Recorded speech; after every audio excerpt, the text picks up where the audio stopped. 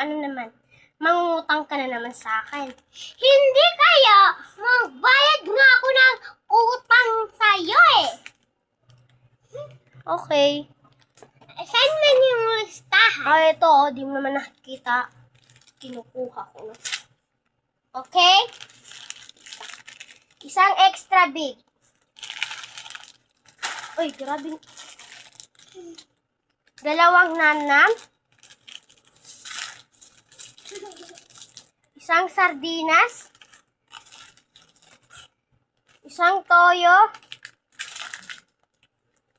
Bakit ito yung binayad mo? Ano nga yung inutang ni nanay sa'yo?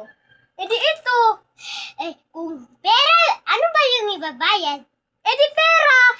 Kung pera yung inutang ni nanay sa'yo, di pera rin ang mapupunta dito. Ha? Ganun pala.